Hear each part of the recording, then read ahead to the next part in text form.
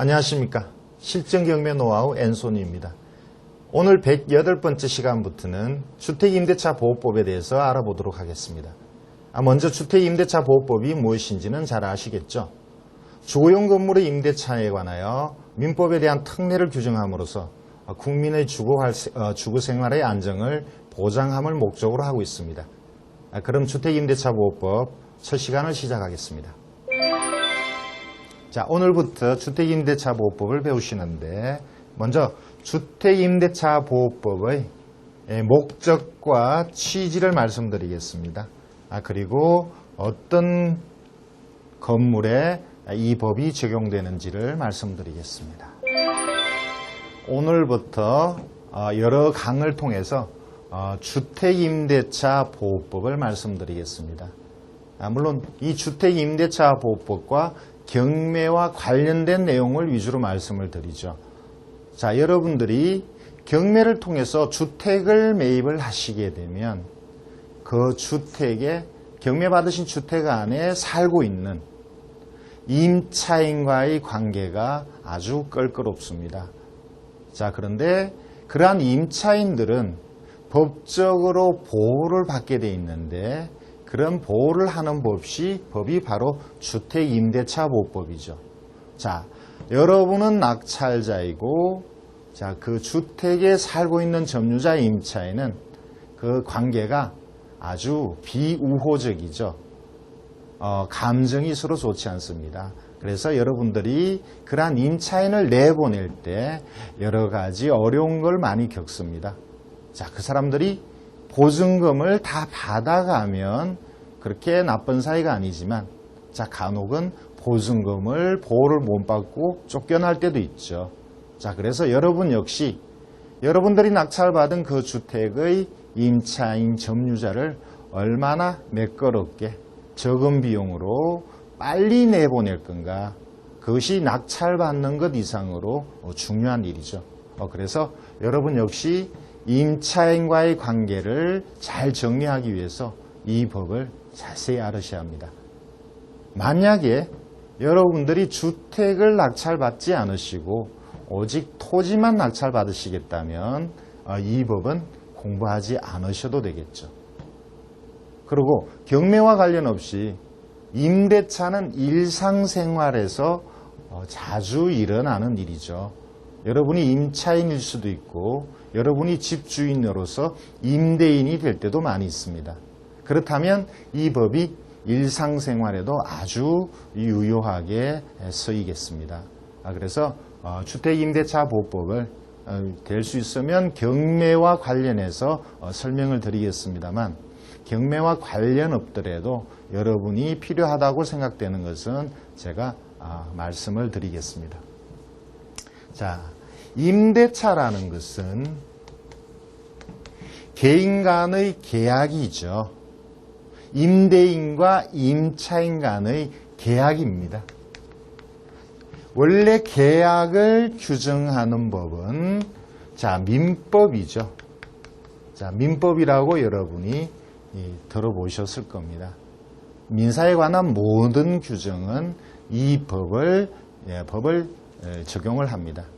그래서 원래 주택의 임대차도 민법에 이미 규정이 돼 있었습니다. 자, 법이라는 것은 임차인과 임대인 간에 평등한 것을 전제로 다루게 돼 있는데, 그런데 이 민법에 규정된 내용 자체가 평등한 것을 전제로 하긴 하지만 사실상 임차인과 임대인은 평등하지가 않죠. 아무래도 집주인, 가진 사람과 가지지 못한 임차인은 평등하지 않았습니다. 그리고 민법에서 이러한 약자인 임차인을 제대로 보호해주는 규정이 제대로 돼 있지 않았죠. 그래서 민법에 규정된 임대차와 임대차보다 특례의 형식으로 특별법이죠. 민법의 특별법으로 주택임대차보호법을 만든 것입니다. 자, 주택임대차보호법의 1조에 이 법의 1조가 주택임대차의 임대차 보호법의 목적을 규정해 뒀는데, 자, 주택임대차 보호법 1조에 자, 그 목적을 이렇게 적어 놨습니다.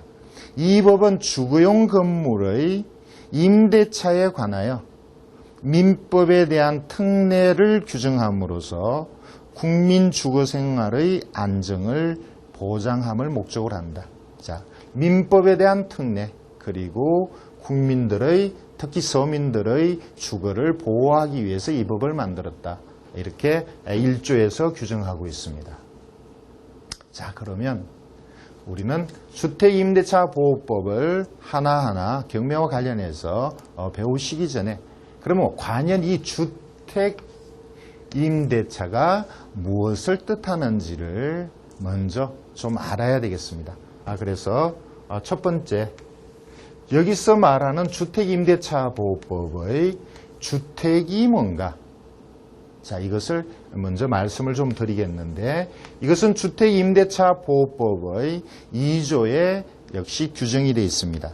자, 주택임대차 보호법 2조에 이 법은 주거용 건물의 전부 또는 일부의 임대차에 관하여 적용한다. 그 임차 주택의 일부가 주거 외의 목적으로 사용되는 경우에도 또한 같다. 자, 그래서 주택임대차 보호법의 이 주택이라는 말은 여러분들이 알고 계시는 아파트, 빌라, 다가구 주택 이것만 말하는 것이 아니고, 자, 그 형태가 어떠하든 모든 주거용 건물을 얘기한다는 거죠.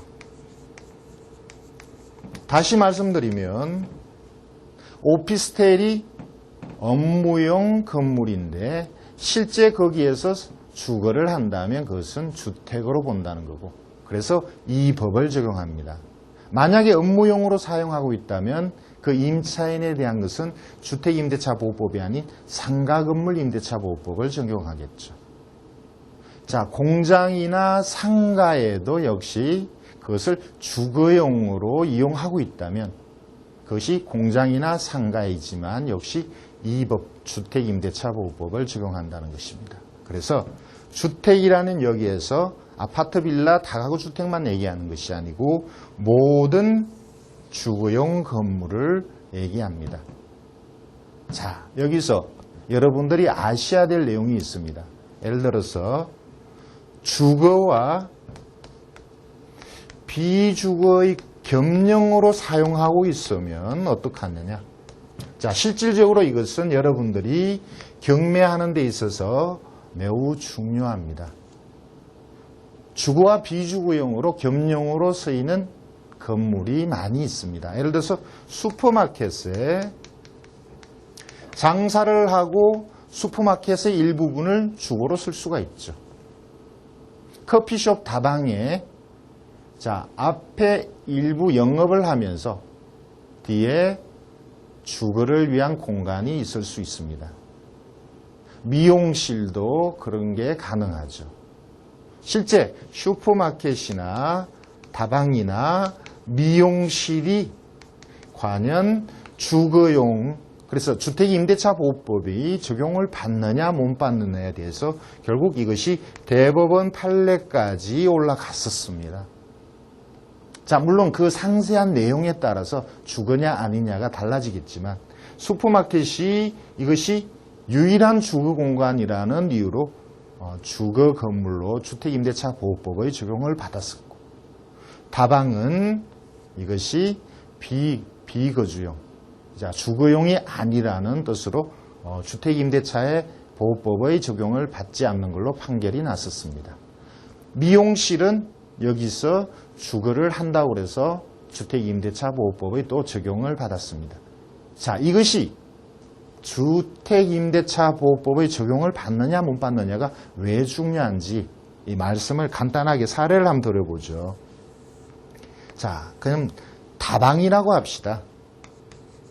다방의 앞쪽에 손님을 접대하는 홀이 있고 뒤에는 주방과 주거하는 방이 있다고 하죠. 자, 이것을 3천만 원의 다방 주인이 임대를 얻었습니다. 임차인이 됐죠. 만약에 임차인이 다방 주인이 여기 전입한 날짜가 98년인데 98년에 전입한 이후에 이 건물의 주인이 99년도에 대출을 받고 건저당을 설정했다. 자, 이럴 경우 자, 그리고 이것이 경매가 나왔습니다. 경매가 나왔을 때 자, 두 가지가 중요한 게 이겁니다. 만약 다방 주인이 주거용으로서의 임차인이라면 대항력이 있죠. 여기서 말소기준 권리는 99년 건저당이 되니까. 그렇다면 임차인은 대항력을 주장할 수 있는 건데 만약에 주거용 건물이 아닌 비주거용이라면 대항력이라는 것이 아예 없습니다. 낙찰자인 여러분 입장에서는 이것이 주거용일 경우 2, 3천만 원을 인수해야 될 가능성이 있는 거죠. 자, 이 다방을 비주거용으로 보면 주택임대차 보호법이 적용이 안 되니까 아예 대항력이라는 게 없고 인수할 가능성도 전혀 없는 겁니다. 자, 여러분 입장에서는 낙찰받으려고 하는 그 건물이 주거용이냐 비주거용이냐에 따라서 인수 어떤 예상치 않은 부담이 생길 수 있다는 거죠. 자, 그래서 대법원 판례에서는 주거용이냐 비주거용이냐를 아까 말씀드린 외형상 주택이냐 상가냐 이것이 아니고 실질적으로 주거를 하느냐 안 하느냐에 따라서 그것을 기준으로 나눴었는데 그 기준을 제가 잠깐 읽어보겠습니다. 주거용 건물의 기준은 주거용 건물이 되기 위해서 용도가 주거용일 것, 그리고 일정 면적 이상을 주거용으로 사용할 것, 유일한 주거 공간일 것, 임대차 계약의 목적이 주거용일 것 등 이러한 기준에 적합해야 주거용으로 본다. 자, 이렇게 되어 있고요. 또 아까 이미 말씀드린 이 다방이 대법원 판례에서 비주거용으로 인정된 그 판결문을 잠깐 말씀드리죠. 중요한 내용은 이렇습니다.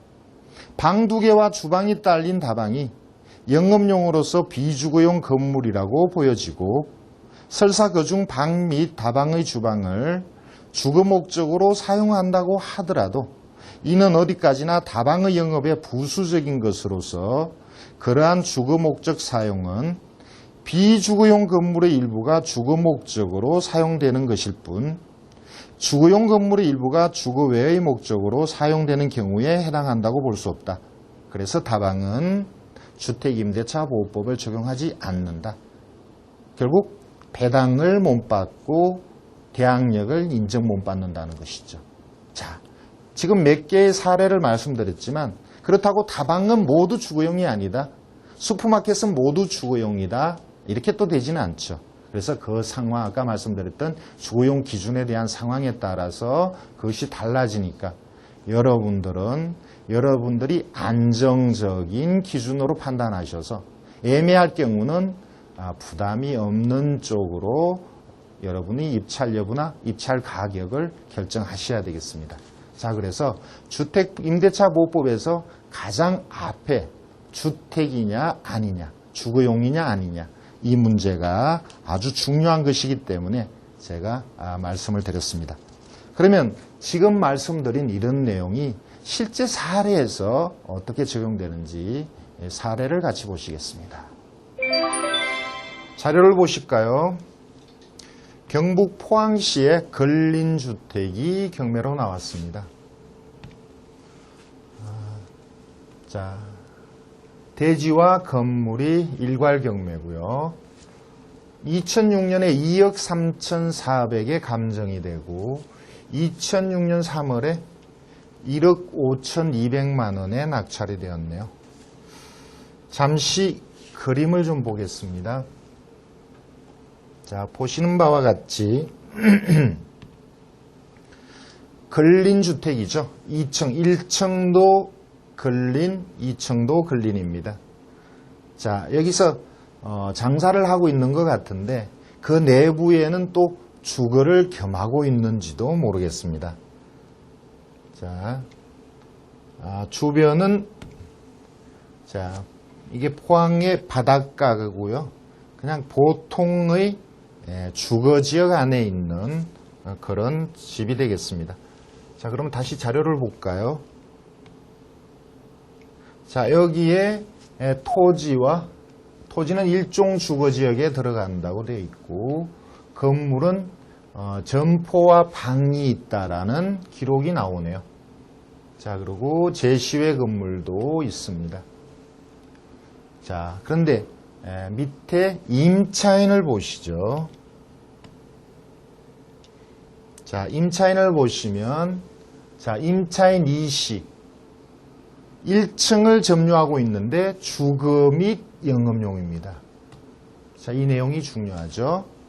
자, 그 밑에 임씨 2층을 점유하는데 역시 주거 및 영업용입니다.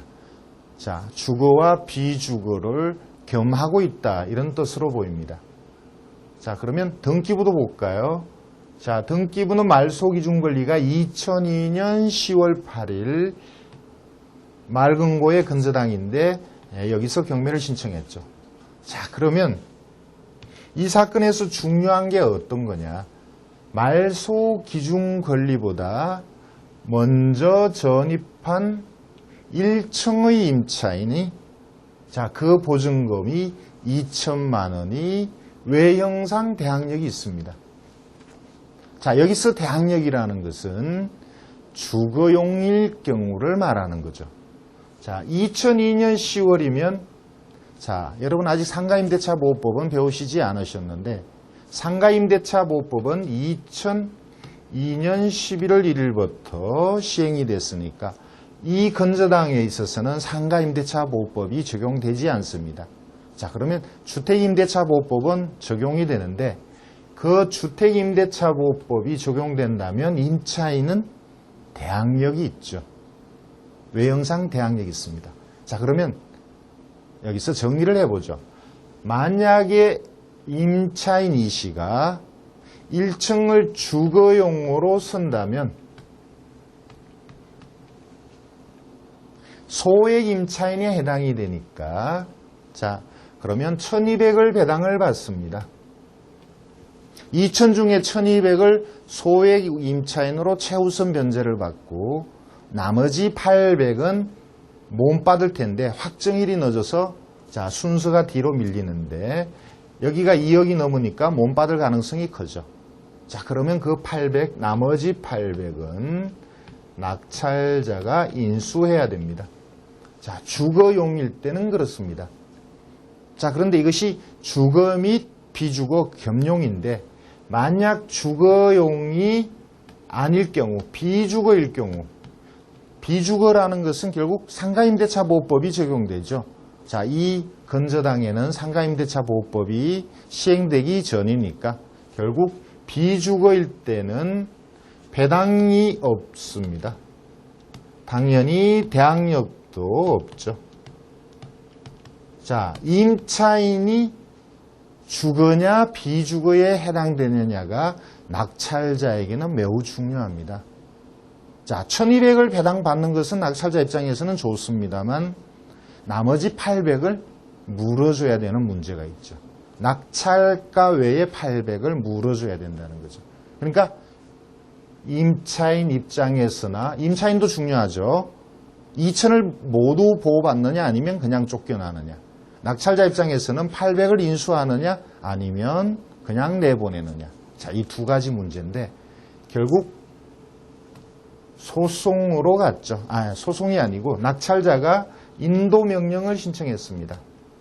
자, 낙찰자 입장에서는 임차인이 비주거용으로 사용하고 있다라고 본 거죠.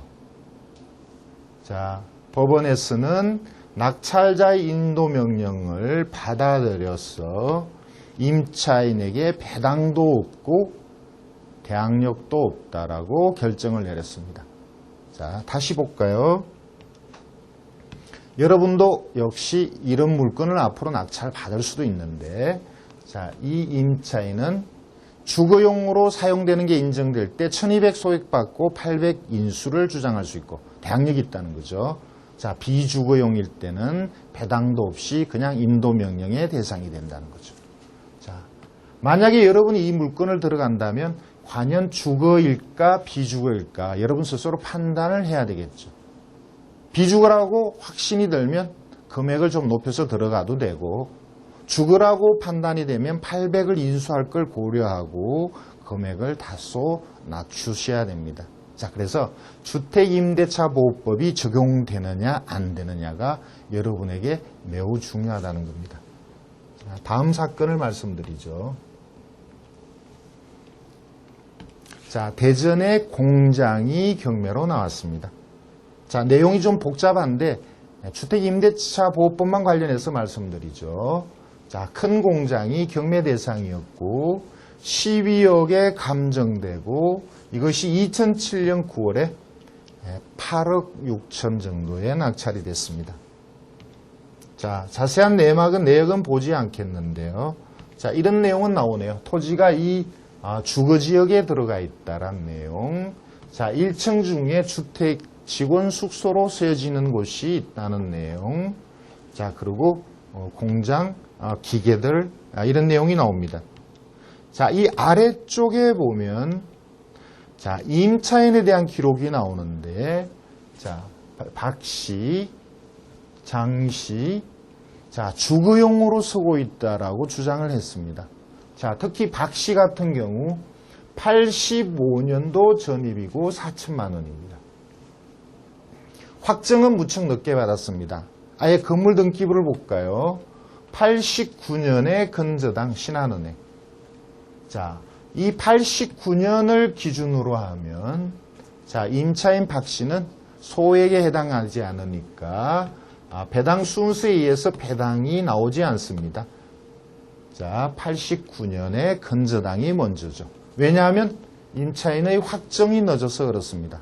자, 여러분 나중에 배당을 배우실 텐데 미리 말씀드리면, 임차인은 소액일 경우는 전입만 돼 있으면 배당을 받고, 자, 소액이 아닐 경우는 전입과 확정 모두를 갖춰야 배당을 받는데, 그 확정일이 늦어서 건저당보다 배당 순서가 늦다는 거죠.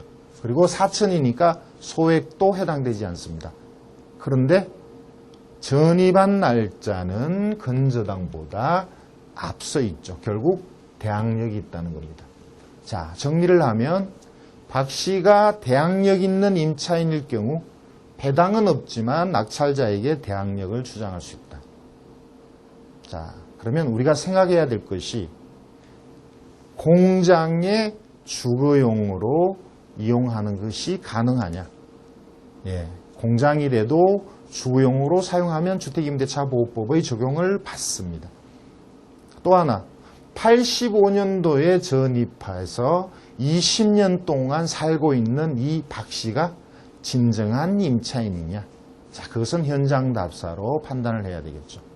자, 어쨌든 주거용 임차인이고 대항력이 있다면 낙찰자는 4천을 부담해야 될 테고, 자, 진정한 임차인이 아니거나, 자, 주거하지 않는다면 부담을 안 해도 되겠죠. 자, 큰 사건에 있어서 4천은 여기서 비교적 작은 돈으로 볼 수 있습니다만, 어쨌든 자, 박 씨가 대항력이 있느냐 없느냐에 대한 판단을 현장을 통해서 확실히 하고 입찰을 해야 되겠습니다. 다음 사건을 말씀드리죠. 자, 다음은 경남 쪽에 주택이 경매로 나왔습니다. 자, 근린주택으로 되어 있는데 숙박업소입니다. 2005년도에 4억 2천에 감정이 됐고요. 자, 이것이 2006년에 8,800까지 유찰됐다가 최종적으로는 취하된 사건이네요. 자, 밑으로 내용을 좀 보겠습니다. 자, 숙박시설이라는 기록들이 나오고요. 자, 여기에 임차인을 보죠. 자, 임차인 신씨. 2002년도에 6천만 원의 임차 보증금을 주장하고 외형상 전입일이 대항력이 있습니다. 자, 등기부를 보면 2004년 건저당이니까 2002년에 전입한 임차인은 대항력이 있죠. 자, 그런데 이 신 씨가 숙박업소를 임대하여 경영하는 임차인이라면, 자, 그러니까 숙박업소를 임차를 한 거죠. 그렇다면 이것이 주택임대차보호법의 대항력을 주장할 수 있냐 이거죠. 자, 주거용일 때는 물론 당연히 대항력 임차인이 될 수 있지만 이것은 숙박 건물이니까 그것이 불가능하다고 봅니다. 이와 관련한 대법원 판례가 있어서 제가 읽어봐 드리겠습니다. 건물이 당초부터 여관 여인숙의 형태로 건축되었고 피고는 전 소유자로부터 여인숙을 경영할 목적으로 임차하여 방 10개 중 현관 등의 방을 피고가 내실로 사용하면서 여관 여인숙이란 간판을 걸고 경영을 해온 사실을 인정하면 피고는 그 점유 부분을 주택임대차보호법상의 주거용 건물에 해당하지 않는다. 자, 만약에 여러분들이 모텔이 경매로 나왔고 그 모텔의 점유자가 임차인으로서 전입이 빠르다 하더라도, 자, 그러한 경우는 주거용 건물이 아니니까 대항력이 인정되지 않는다는 것을 아시면 되겠죠. 자, 다음 사건을 볼까요? 자, 다음은 전남 영광에 역시 근린주택이 나왔습니다. 자, 2006년 11월에 감정가 4억 8천. 자, 누군가 낙찰받고 불허가가 한 번 됐었고요. 2007년 10월에 2억 3,300에 낙찰된 사건입니다. 자, 건물을 잠깐 보겠습니다. 시골이지만 각지, 도로변 각지에 길게 도로를 접하고 있어서 외형상 내용은 좋아 보입니다. 자, 건물은 그렇게 깨끗해 보이지는 않고 2층 건물인데, 자, 얼핏 슈퍼마켓 등 이런 것들이 보입니다. 자, 그러면 다시 자료를 볼까요?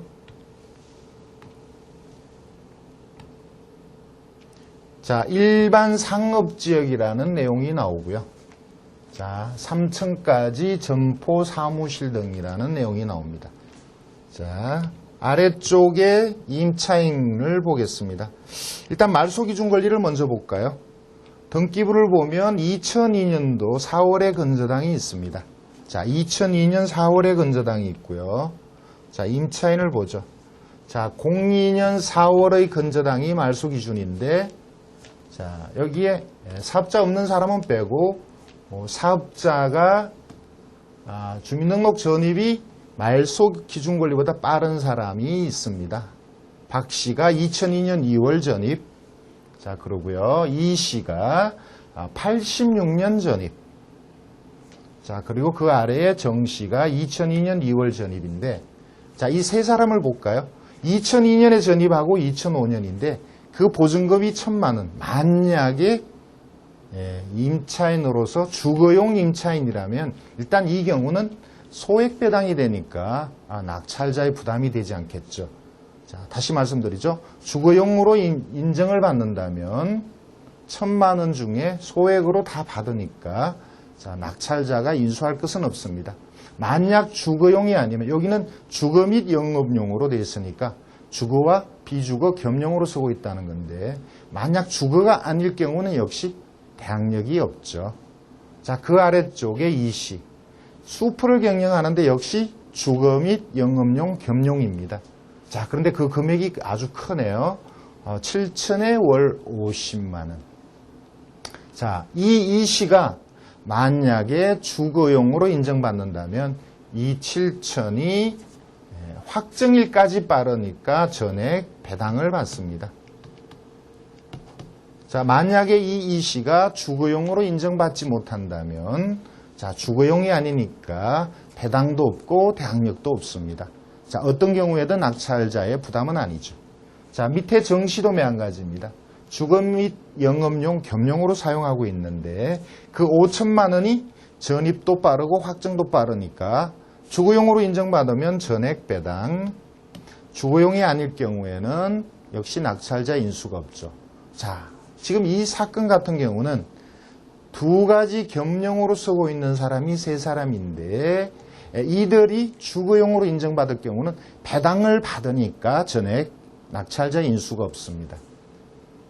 주거용으로 인정받지 못하면 배당도 없고 대항력도 없으니까 역시 낙찰자 인수가 아닙니다.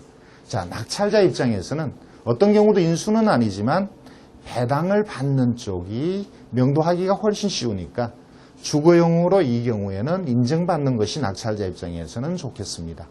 그런데 자, 이렇게 슈퍼를 경영하고 시골에 7천에 50만 원의 임대료를 지불한다면 과연 그것이 주거용으로서 임대 보증금으로는 과하다는 생각이 들고, 그리고 과연 이것이 법원에서 주거용으로 배당해 줄 건가?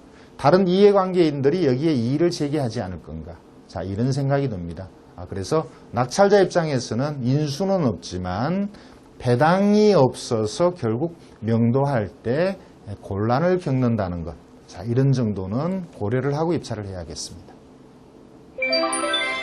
주택임대차보호법은 경제적인 약자인 임차인을 보호하기 위한 민법의 특별법입니다. 자, 그리고 주택임대차보호법은 건물 종류와 관계없이 모든 주거용 건물에 이 법이 적용됩니다.